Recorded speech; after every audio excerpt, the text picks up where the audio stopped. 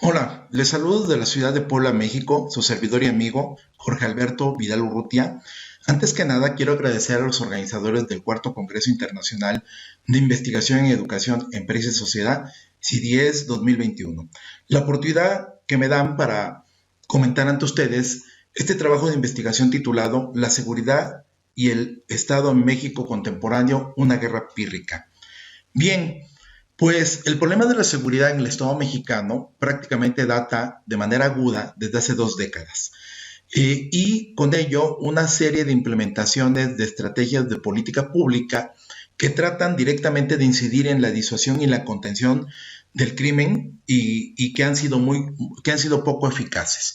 Realmente, si cualquiera de ustedes busca información a nivel de medios de comunicación, se van a encontrar que la tasa de homicidios dolosos en el Estado mexicano es tremendamente exagerada. ¿Sí? Si nosotros revisamos prácticamente el pulso de los sexenios, como lo vamos a hacer en esta breve ponencia, nos daremos cuenta que prácticamente son 10 estados de los 32 que conforman los Estados Unidos mexicanos los que tienen exagerados niveles de violencia propiciados en algunas circunstancias por cárteles de la droga y algunos delitos de alto impacto como el secuestro, la extorsión y algunos del fuero común y del fuero federal. Lejos de irse atenuando esta situación, pareciera que se ha ido acrecentando, o por lo menos los indicadores estadísticos nos dicen que se han ido manteniendo. Vamos a revisar este trabajo por medio de planes estratégicos de desarrollo, por lo menos de los últimos tres sexenios, prácticamente desde el 2000 hasta el 2021, ¿sí? En donde el concepto de seguridad nacional prácticamente ha envuelto al de la seguridad pública, en referencia a las amenazas y a los peligros que se van a combatir. Para algunos destacados investigadores del tema de la seguridad pública y la seguridad nacional, como Raúl Benítez Manau, la seguridad pública comenzó a considerarse un asunto de seguridad nacional por el aumento inusitado de delitos de alto impacto. Por lo tanto, prácticamente desde la transición política que el Estado mexicano experimenta desde el año 2000, se generaron estrategias que trataran de coadyuvar al establecimiento de la paz social. El primer, digamos, acontecimiento o el brote de los acontecimientos de violencia se da prácticamente desde el gobierno del presidente Vicente Fox Quesada, de 2000 a 2006, donde se van a preferenciar algunas estrategias en cuanto al combate del crimen organizado, pero ya particularmente con los gobiernos de Felipe Calderón Hinojosa y de Enrique Peña Nieto, van a montarse estrategias de alto impacto, o al menos esa era la pretensión. Eh, Podemos decir que los resultados de estas últimas tres administraciones, ¿sí? La de Vicente Fox, Felipe Calderón, Enrique Peña Nieto y lo que lleva Andrés Manuel López Obrador, han sido muy magros, ¿no? Realmente, si nosotros analizamos esta tasa de homicidios, ¿no?, que proporciona el INEGI en México, nos vamos a dar cuenta cómo prácticamente de hablar en el sexenio de Vicente Fox Quesada de más de 60,000 homicidios dolosos, se pasó al sexenio de Felipe Calderón del 2012 del 2006 al 2012 con 121,000 y con el penúltimo de Enrique Peña Nieto de 156,000 homicidios de 2013 a 2018.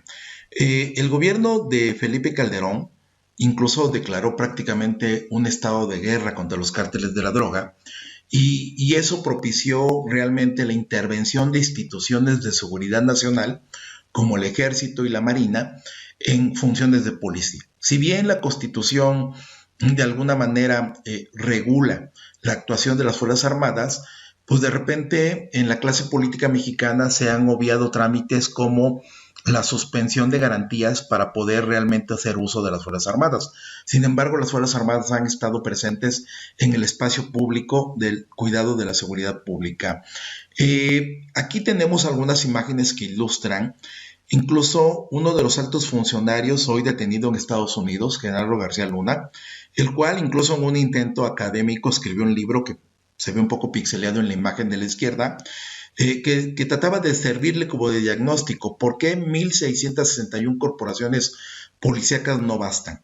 Se creó una Supersecretaría de Seguridad Pública, se creó un programa de inteligencia llamado Plataforma México, pero realmente fue presa también de los amos y cárteles de la droga, de los capos de la droga, y se convirtió también esto en una especie de corrupción de cuello blanco. ¿Sí? Se generó una agencia federal de investigaciones que en teoría empezó a dar muchos resultados, pero que terminó siendo muy magra, ¿no? En el siguiente sexenio tenemos la propuesta del regreso del PRI, del candidato del PRI, Enrique Peña Nieto, y él desde su campaña proponía la creación de un órgano policial de seguridad interna que permitiera realmente coadyuvar con las policías la pacificación del país. A este se le llamó la Gendarmería Nacional, que después terminó siendo la Gendarmería Mexicana, y esta corporación fue adscrita a la Policía Federal en la séptima división, junto a las labores de inteligencia, de investigación, de seguridad regional, científica y antidrogas, así como de asuntos internos. Prácticamente se erogaron una cantidad de millones de pesos que se calculaba tendría que llevar esta nueva organización a un monto de 40,000 a 50,000 elementos para poder pacificar la nación mexicana. Y que en el primer año simplemente ya 10,000 de estos estarían en las calles cuidando y salvaguardando la seguridad de los ciudadanos. Sin embargo, realmente ninguna de estas cifras se alcanzó durante el sexenio de Enrique Peña Nieto de 2013 a 2018. Lo cual pues sí es de cuestionarse porque pues fue una estrategia que incluso terminó el sexenio tratando de modificar la Constitución para hablar de una ley de seguridad interior, lo cual permitiera la integración de este nuevo cuerpo a la Secretaría de la Defensa Nacional, o que en su caso realmente los militares tuvieran la posibilidad legal, ¿sí? No solamente formar del presidente de la República y de las instituciones para intervenir en la pacificación del Estado mexicano. Bueno, también esta estrategia fue un fracaso, ¿no? Se implementó también de manera muy errática y sus resultados fueron muy pobres, ¿no? La actual administración de Andrés Manuel López Obrador, identificado con el pensamiento de izquierda y del cual se le menciona hablar de una cuarta transformación del Estado mexicano, trajo de suyo otra propuesta. Era crear un órgano, ¿sí? Que desde el siglo XIX en México no vemos, que es la Guardia Nacional, ¿sí? La actual Guardia Nacional es prácticamente el esfuerzo más importante del Estado mexicano en este sexenio para pacificar el país. Y en sus diagnósticos de entrada se hablaba que debería de tener aproximadamente unos 90,000 elementos. Ya cambia mucho de los 50,000, 40,000 del sexenio pasado de la Gendarmería a hablar prácticamente de este número de elementos, ¿no?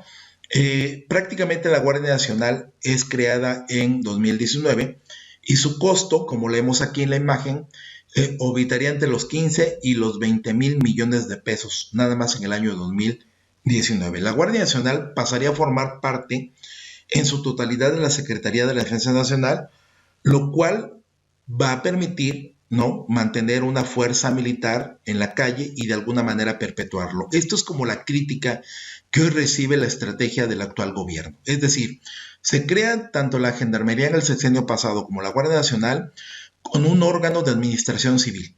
Pero a final de cuentas, muchos de los elementos, como vemos en la imagen, están siendo integrados por la Policía Militar, por la Policía Naval o por incluso reclutamiento de soldados y de marinos, ¿sí? Realmente el mando al que se le pone a la Guardia Nacional es el de un militar, el de un general, que pues prácticamente pues está formado en el ámbito castrense, ¿no? Y no en el ámbito de la seguridad pública como tal. Bien, esto que para los críticos y que en las conclusiones abordaremos, que es como la militarización del espacio público, ¿no? Y la prevalecencia de los militares en la seguridad pública y en el control interno del país, contrasta con algunas encuestas, yo diría de cultura política, pero sobre todo de percepción de la ciudadanía en cuanto al desempeño de las autoridades encargadas de la seguridad y de la efectividad de las mismas, que se conoce como la Encuesta Nacional de Victimización, que todos los años se aplica, que prácticamente podemos, que la investigación en el fondo retoma desde el año 2017. Aquí vimos dos gráficas, prácticamente la del 2018-2019 y la del 2019-2020. Si nosotros ponemos atención en esta última gráfica, nos vamos a percatar que, por ejemplo, la percepción de la ciudadanía, ¿sí? Estoy hablando de percepción, es decir, cómo a la gente se le pregunta y cómo observa la gente el desempeño de las instituciones y de las autoridades encargadas de brindar seguridad, ¿sí? Entonces vamos a darnos cuenta que los elementos más cercanos al ciudadano pues es la policía de tránsito, el policía municipal, el ministerio público, la procuraduría estatal, la policía ministerial, la policía estatal y los jueces. Ahí estamos hablando prácticamente hasta la policía federal de elementos de orden civil. Y lo curioso es que en esta percepción, por lo que estamos platicando anteriormente, cómo instituciones de seguridad nacional se involucran en el cuidado de la seguridad pública, apreciamos también el desempeño de los elementos del Ejército y de la Marina, y que prácticamente en todas las encuestas desde 2014 para acá salen muy por arriba en su desempeño de la policía de tránsito. Es decir, esto podríamos inferir, quiere decir que el ciudadano confía más en un soldado y en un marino que en un policía de tránsito o que en un juez o que en un procurador, ¿sí? Nos vamos a dar cuenta aquí rápidamente cómo en el resultado de estas encuestas, pues prácticamente la Marina goza de la mayor percepción ciudadana sobre su efectividad en el combate al crimen organizado, con un 86.4, seguida fuertemente por los elementos del Ejército, con un 83.7.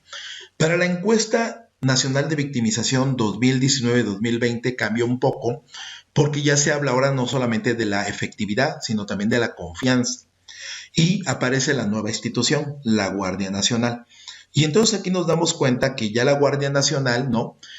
Como un producto de carácter civil, pero bajo control militar, tiene prácticamente los mismos indicadores de confianza que tenían antaño el Ejército y la Marina. El Ejército y la Marina sigue manteniendo esa percepción de efectividad y confianza por parte del ciudadano aquí incluso se incrementa de un 87.4 del Ejército y la Marina de un 90.1, y la Guardia Nacional, integrada por su mayoría por elementos de la policía, ex Policía Federal de Caminos, y elementos de la Policía Militar y de la Policía Naval, ¿sí? Un órgano, digamos, más castrense, goza de un 82.8%, prácticamente un 83% de percepción de efectividad del ciudadano y sobre todo de confianza. Esto sería como que lo que genera contraste, ¿no?